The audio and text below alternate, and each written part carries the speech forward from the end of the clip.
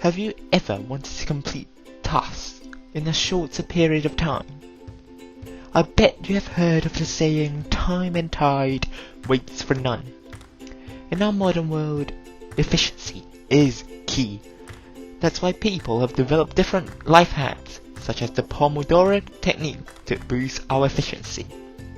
A bit of background. The Pomodoro technique is invented by Francesco Grillo in the late 1980s. Pomodoro is the Italian word for tomato.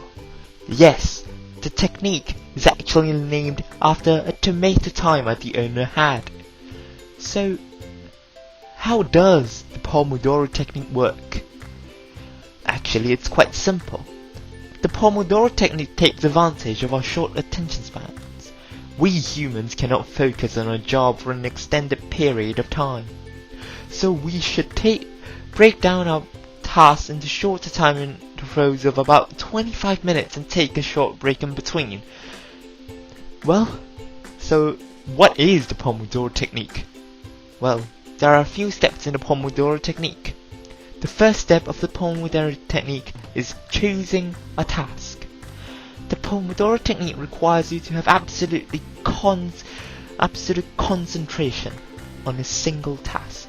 So, you have to choose a task before you start to work. Plan your task beforehand. Draw up a timetable to maximize its effectiveness. After choosing a task, the second step is setting a timer for 25 minutes. These 25-minute sessions are called Pomodoro periods. During these 25 minutes, you should focus on your work, have absolute concentration, and avoid checking your timer. After every Pomodoro session, you should take a short break of around 5 minutes.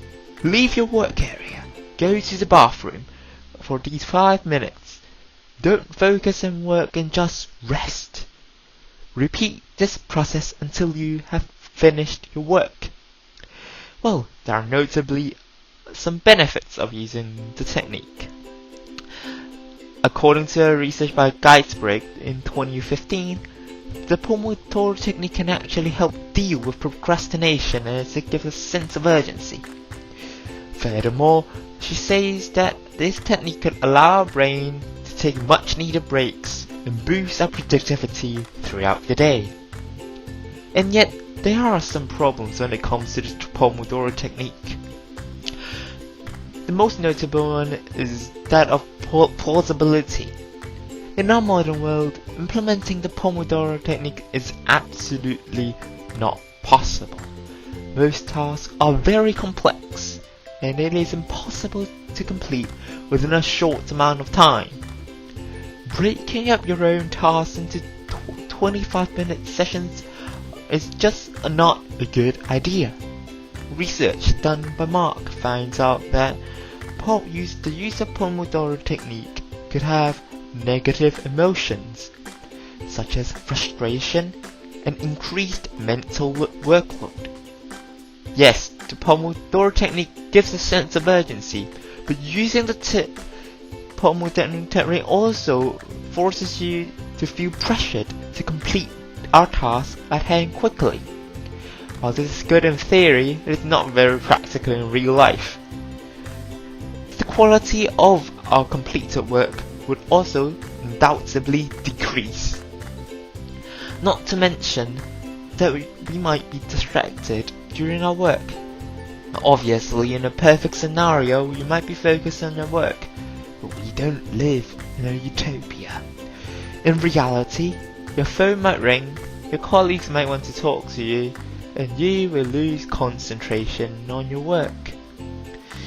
Studies found by the Wall Street Journal finds out that the average person will get distracted every 11 minutes, and it will take 25 minutes to get back to work.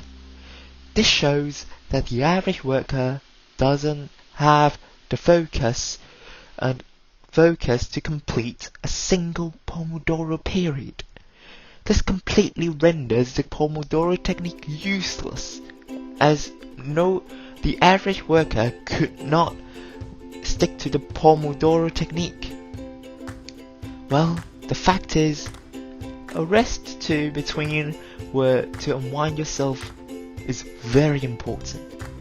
But the Pomodoro technique might not be for everyone.